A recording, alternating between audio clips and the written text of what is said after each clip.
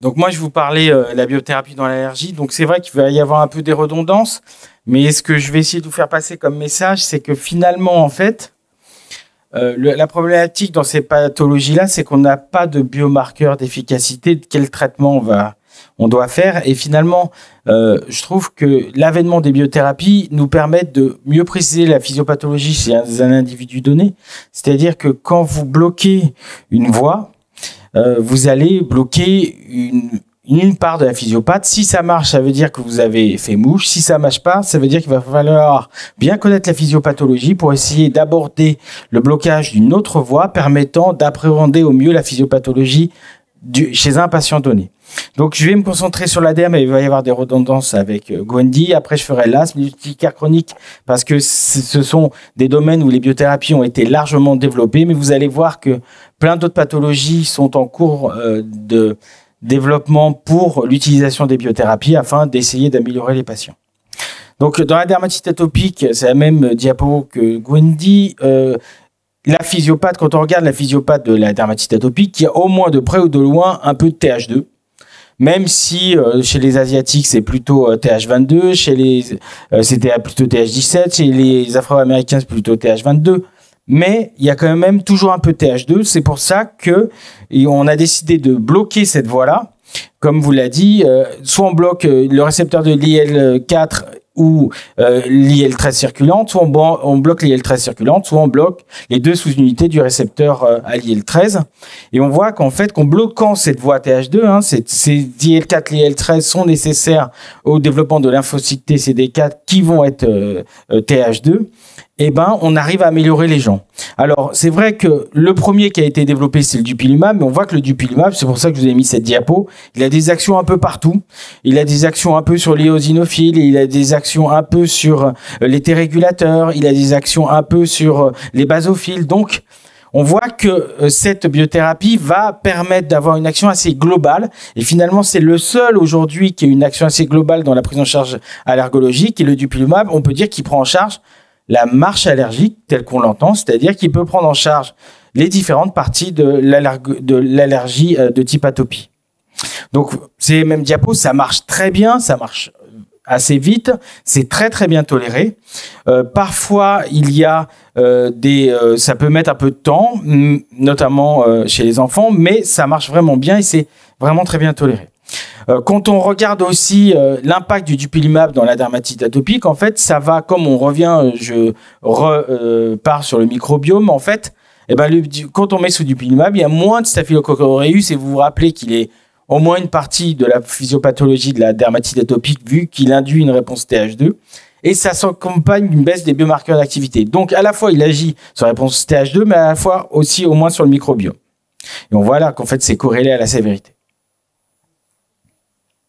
Alors, la tolérance du dupilumab, elle est plutôt bonne. Il y a les conjonctivites. Pourquoi on parle des conjonctivites?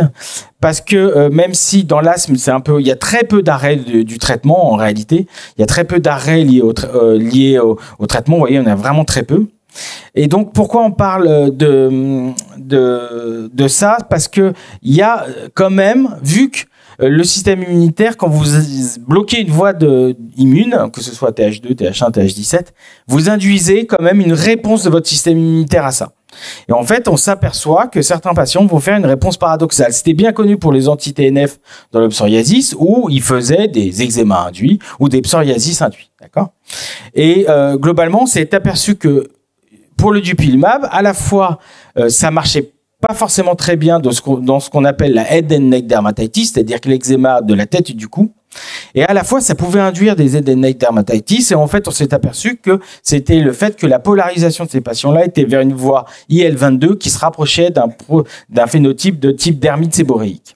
Et dans le dupilumab, dans la head and neck dermatitis, ça marche pas très bien. Ce qui témoigne que c'est pas le bon axe de blocage de la physiopathologie de la maladie. Quand on regarde le tralokinumab, donc le tralokinumab, il a aussi une action assez ubiquitaire, comme vous voyez, sur les fibroblastes et les voies aériennes supérieures, même si les essais dans l'asthme sont pas très bons, et les eosinophiles ou encore les monocytes et les macrophages. Ça marche très bien. peut-être, je dirais, un peu moins bien que le dupilumab, ce qui fait que le dupilumab est quand même en première intention. Ça marche très bien et ça se prolonge dans le temps, à la fois sur le prurite, mais à la fois sur tous les scores. Ça marche souvent, vous voyez, là c'est le ASI 50, vous voyez que vous avez quand même 40 à 50% quand un scorad à 50 ou un ASI 75 qui montre une très très bonne efficacité. Le tralokinumab est très très bien toléré, il y a moins de conjonctivite, c'est pour ça que souvent on utilise ce blocage-là pour les patients qui sont à risque de conjonctivite, même si, comme on vous l'a dit, c'est pas forcément associé à un très fort risque, mais quand vous avez une conjonctivite, eh ben, vous avez le droit éventuellement de changer pour du tralokinumab pour essayer de diminuer ce risque de conjonctivite. L'autre et le dernier qui va être développé, c'est le librexizumab. Donc il y a un New England qui est sorti il y a très très peu de temps, qui montre une vraie amélioration des poussées en comparaison du placebo. Et donc c'est probablement celui-là qui a l'air d'avoir les meilleurs résultats encore que le tralokinumab et que le dupilumab. Il sera probablement un très fort concurrent parce qu'il y a moins de problèmes vis-à-vis des conjonctivites et des effets secondaires. En plus, l'avantage de bloquer que la voie IL-13, vous laissez la voie IL-4 qui permet de maintenir un certain contrôle de l'inflammation parfois chez des patients. Donc, une fois que vous avez bloqué ça, c'est-à-dire que vous avez bloqué la voie TH2 qui était là, et ben, vous vous dites, bon, qu'est-ce que je peux bloquer d'autre? Là, vous avez la physiopathologie de l'eczéma. Et donc, est-ce qu'on peut bloquer d'autres choses pour essayer d'améliorer la maladie? Vous voyez que dans l'eczéma, il y a aussi un peu un rôle des mastocytes par le biais de la dégranulation qui va libérer des marqueurs responsables d'une aggravation de l'eczéma. On avait montré que quand on enlève le récepteur à l'histamine de type 1 chez un patient eczémateux, eh ben, il fait moins d'eczéma, il fait des TH17 qui contrôlent l'inflammation. Et en fait, effectivement, oui, on peut bloquer. Il y a des essais en cours avec un inhibiteur d'un récepteur membranaire du mastocyte qu'on appelle le Siglec-8. Et en fait, il y a un récepteur qui intervient dans le métabolisme de l'activation du mastocyte, qui va induire éventuellement l'apoptose des mastocytes, mais aussi une contrôle de l'activation des éosinophiles. Et cette molécule qui s'appelle le lirentelimab, eh ben, va probablement, compte tenu des premiers résultats, être développée dans la dermatite atopique. Ce qui voudra dire que c'est quand vous bloquez la voie TH2 et que ça suffit pas, peut-être vous n'arrivez pas à bloquer la voie prédominante et vous aurez intérêt à bloquer la voie, par exemple, des mastocytes. Dans le même cadre, l'omalizumab a été essayé dans la dermatite atopique par le biais de, vous savez, l'omalizumab, ça bloque les IgE circulantes et donc ça diminue la régulation des récepteurs aux IgE sur les mastocytes et diminue la capacité d'activation. Et en fait, dans la dermatite atopique, malheureusement, ça marche un peu, peut-être sur le prurite, mais ça marche pas très bien. Mais là encore, c'est pareil. Si vous avez une molécule, c'est ça l'intérêt des biothérapies. Si vous prenez toute la physiopathe, vous prenez une molécule, vous voyez si vous pouvez les bloquer, si elles sont disponibles, vous les bloquez et vous voyez si ça marche. Et finalement, ça peut être un impact chez ces patients-là. Une autre molécule a été importante, c'est l'IL-31. L'IL-31, en fait, elle intervient surtout au niveau des neurorécepteurs. Elle est très importante dans la survenue du grattage. Donc cette IL-31, qui est sécrétée par les cellules TH2, elle peut être bloquée par une molécule qu'on appelle le némolizumab. Le némolizumab a montré une certaine efficacité. Alors je dirais peut-être moins forte que les autres, parce que vous voyez que quand vous prenez le ASI 75, vous êtes à 40%, donc c'est moins que les 70% des autres. Mais ça marche très bien sur le prurite, et probablement que de bloquer cette IL-31 sera une nouvelle voie du traitement du prurite dans l'avenir chez les gens qui se ratent beaucoup. C'est très bien toléré, le némolizumab, et il va arriver bientôt dans le prurite et dans la dermatite atopique de l'adulte. Vous voyez qu'en fait, ça marche assez bien et ça se pérennise dans le temps, notamment sur le score NRS, qui est le score du prurite. Alors maintenant, dans la dermatite atopique, comme vous a dit Gwendy, eh ben, qu'est-ce qu'on fait quand il n'y a pas d'anticorps? Eh ben, on va inhibiter des protéines kinases qu'on appelle les protéines JAK. En fait, c'est pour Just Another Kinase, et on a évalué le nom vers Janus kinase parce que c'est le dieu grec aux deux visages, Janus, et donc parce que les JAK peuvent avoir une action pro-inflammatoire et anti-inflammatoire. Donc, vu qu'elles ont les deux visages, c'est pour ça qu'on a appelé JAK kinase. Et donc, elles agissent en fait sur un facteur de transcription qu'on appelle le NF-κB et elles vont diminuer la production de cytokines.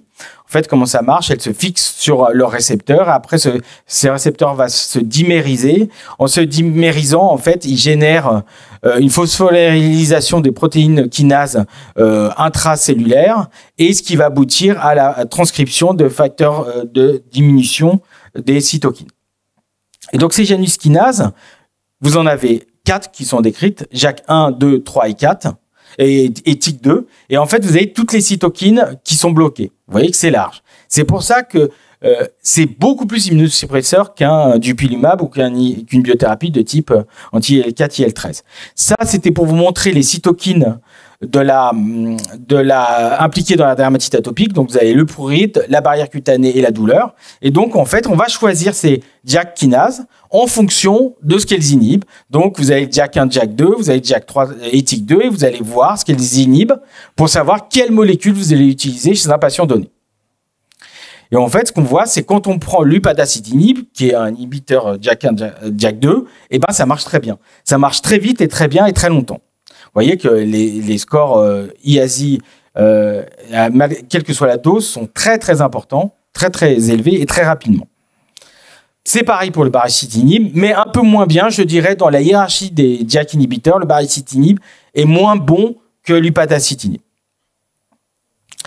Vous avez aussi une efficacité dans la head and neck dermatitis dont je vous ai parlé tout à l'heure. Et c'est important parce qu'en fonction du phénotype de la maladie, vous allez choisir, en fonction de la réponse immune et de la physiopathologie qui est impliquée, une autre molécule. Et les JAK kinases, vu qu'ils inhibent aussi la voie d'IL-22 dont je vous ai parlé tout à l'heure, vont pouvoir bloquer la head and neck dermatitis un peu plus que le dupilumab. Donc, vous en avez un autre qui est l'abrocitinib qui marche aussi très bien sur la head and neck. Donc, c'est juste pour vous dire que vous avez, en fonction de la physiopathologie que vous connaissez et le phénotype clinique, vous allez pouvoir déterminer le meilleur traitement à utiliser. Pareil pour l'upadacitinib. Ça, c'est les derniers chez l'adolescent. On voit chez l'adolescent, il va être développé maintenant, il arrive en France chez l'adolescent. Et ça marche aussi très bien. L'avantage, c'est que c'est par voie orale, alors que parfois les adolescents ne veulent pas trop se piquer, il faut pas se mentir. Et donc, ça permettrait probablement des traitements un peu plus simples et un peu plus acceptés par les patients. Mais ça marche vraiment très bien chez l'adolescent et on est en train de l'avoir assez rapidement en France. Ça, c'est pour vous dire que c'est le début de l'iceberg. Vous avez tout ça qui va être développé. Je veux dire que les labos, ils se sont engouffrés dans la brèche. Ils ont vu, ils les vendent très cher. Ils ont vu des dollars. Ils sont en train de développer. J'en cite un qui est le deucravacitinib, qui va arriver dans le psoriasis dans la dermatite atopique et qui a l'air d'avoir un traitement, d'avoir une efficacité vraiment importante. Je fais juste un parallèle sur les JAK inhibiteurs. Attention, ils induisent des forts rebonds. Notamment, moi, j'ai beaucoup de patients qui, quand ils arrêtent une journée, ils rechutent. Donc, c'est là où c'est un peu difficile, je trouve, à manager parce que parfois, il y a des rebonds chez ces patients-là, dans les DA un peu sévères. Et donc, il faut savoir bien les manager et leur expliquer ça. Maintenant, quand on regarde dans l'asthme, ça, c'est la physiopathe de l'asthme. Vous voyez, on peut tout bloquer. C'est ça qui est assez fabuleux avec cette époque. Vous pouvez bloquer toutes les cellules, les molécules qui vont agir sur le muscle bronchique. Vous allez agir sur les éosinophiles, sur la sécrétion muqueuse, sur les cellules Th2. Et donc, bien sûr, on l'a fait. L'omalizumab, bon, c'est déjà bien connu, améliore et diminue le nombre de poussées et améliore le contrôle et la baisse et l'utilisation des glucocorticoïdes. Donc, de mettre un anti-GE, ça marche assez bien dans l'asthme cortico-résistant, avec une contrôle, et vous voyez, une baisse des poussées de la maladie qui est très importante avec le temps. Donc, ça reste un traitement largement utilisable chez l'adulte et chez l'enfant. Vous pouvez aussi bloquer d'autres molécules, notamment l'IL5 dans l'asthme éosinophile, donc qui est dépendant au moins en partie de l'IL5. Vous avez bloqué l'IL5. L'IL5, c'est une molécule qui active les éosinophiles, les fait proliférer. Et de bloquer l'IL5, vous diminuez l'activation des éosinophiles et vous baissez la filtration. Vous avez le récepteur, un anticorps anti-récepteur de l'IL5 qu'on appelle le benralizumab, qui marche très bien dans l'asthme éosinophile. Et donc ça, c'est vraiment, en comparaison des contrôles, c'est bien mieux, et c'est même mieux qu'avec l'autre anti-IL5 qui est le mepolizumab. donc le benralizumab avec une très bonne tolérance. Vous pouvez aussi utiliser l'autre qui n'est pas un antirécepteur qu'un anti-IL-5 direct, qui est le mepolizumab, et qui semble meilleur que le dupilumab et l'omalizumab dans les asthmes éosinophiles. Donc ça veut dire que quand vous avez des éosinophiles, vous pouvez aller bloquer l'IL-5. Le dernier en date qu'on commence à avoir là, notamment dans la BPCO et dans l'asthme, c'est le dupilumab. Pourquoi? Parce que en agissant sur la voie TH2, eh ben, il améliore tous les facteurs pro-inflammatoires de la maladie asthmatique. Et donc, le seul effet secondaire, c'est les éosinophiles, même s'il y a très peu de complications de cette éosinophilie qui a été rapportée. Mais il faut s'inquiéter quand ils sont plus supérieurs à 2000. Et donc globalement, quand vous avez du dupilumab dans l'asthme, vous avez un volume d'expiration forcée qui est très, très augmenté en comparaison des contrôles. Et donc, ça marche vraiment très bien. Et ça veut dire que quand vous avez une dermatite atopique avec de l'asthme, le dupilumab apparaît comme un traitement qui permettra de traiter les deux. Pareil, vous avez une méta-analyse et vous voyez que le dupilumab améliore vraiment tous les facteurs. Le dernier en date qui est développé dans l'asthme, c'est une molécule qu'on appelle le TSLP. Le TSLP, il agit sur la physiopathologie de nombreuses maladies allergiques, notamment l'asthme, mais il va agir sur tous les pans, notamment les cellules mastocytaires, les cellules T, les cellules dendritiques et les cellules B. Et donc, il va diminuer l'inflammation liée à l'asthme secondaire à la fixation sur ce récepteur. Le tepelizumab, eh ben, il marche très bien sur tous les facteurs d'amélioration de l'asthme. Ça, il n'y a aucun effet positif. Donc, ça marche et ça marche vraiment dans le temps. Donc, ça va apparaître récemment comme une vraie alternative si vous avez des asthmes résistants aux autres molécules, comme une alternative au traitement et très bien tolérée. Dans l'urticaire chronique, ce qu'on a fait depuis longtemps, c'est qu'on bloque les JGE. On a d'abord fait l'omalizumab, qui est un anti-IgE. Après, on a fait le ligélizumab, qui est en fait un autre anti-IgE, qui va en fait, comme je vous disais, ça bloque les IgE. En bloquant les IgE circulantes, ça régule le récepteur à l'IgE. Et en ayant moins de récepteurs IgE sur le mastocyte, vous diminuez sa capacité de dégranulation. Et donc, ça marche très bien dans l'urticaire chronique, ça marche très bien très rapidement. Par contre, quand vous arrêtez, ça peut revenir, mais c'est vraiment miraculeux. Il y a 80-90% de réponses et ça a vraiment changé la vie des urticaires chroniques, ce qui fait qu'il est en première intention en France après les 4 doubles doses d'antihistaminiques. Il est très bien toléré. Il est un peu... Là, c'est l'autre, c'est le ligélizumab, qui est une forme un peu plus affine du récepteur IgE. Et malheureusement, il a montré une certaine efficacité au départ, mais quand on a fait les derniers essais, il n'a pas montré de supériorité par rapport à l'omalizumab. Et donc, c'est pas sûr qu'il sera développé dans cette indication-là. Mais peut-être que le labo sortira, on n'en sait pas encore.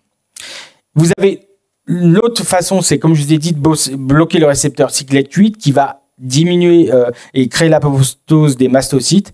Et en fait, il a montré une vraie efficacité dans la diminution des éosinophiles chez les patients qui étaient sous omalizumab ou non. Et il a une certaine efficacité chez les gens qui sont réfractaires à l'omalizumab. Le problème actuel, c'est que l'essai de phase 2 a montré que c'était pas très supérieur, donc on verra s'il sera développé, mais il apparaîtra peut-être de bloquer ce récepteur est une alternative aux urticaires résistantes à l'omalizumab.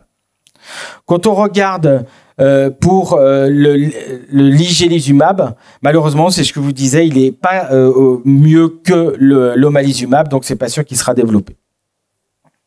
Pour les autres indications, on voit qu'il y a plein de choses.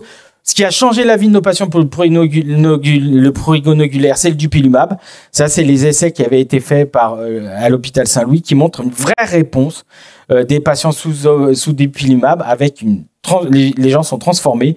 Donc, ça devient la molécule de choix quand un prurigo nodulaire a une indication de traitement systémique.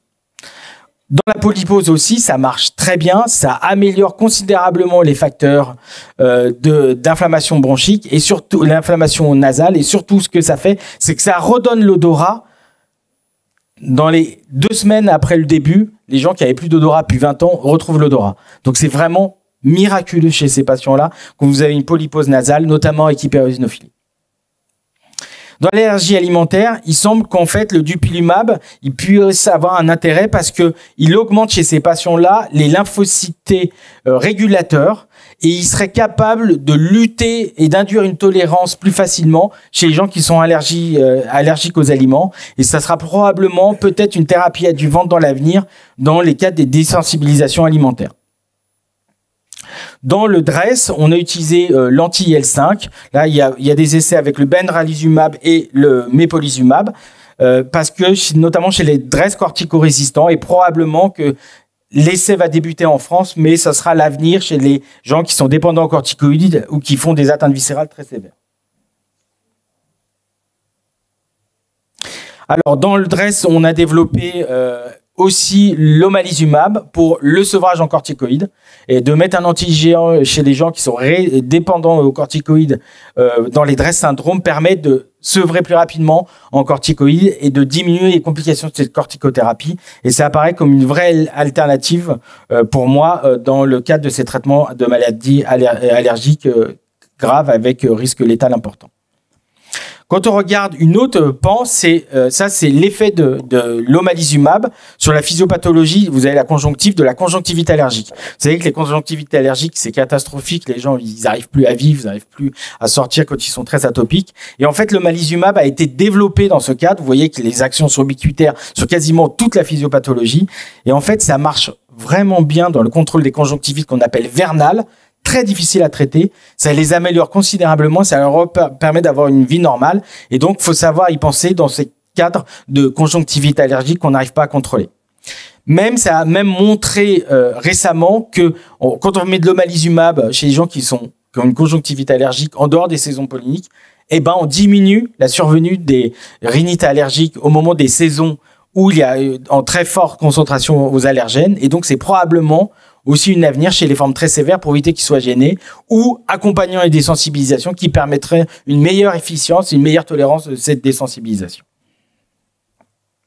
Pareil, ils ont fait le lirentilumab dans la conjonctivite allergique avec une certaine efficacité où les scores sont vraiment améliorés sous traitement.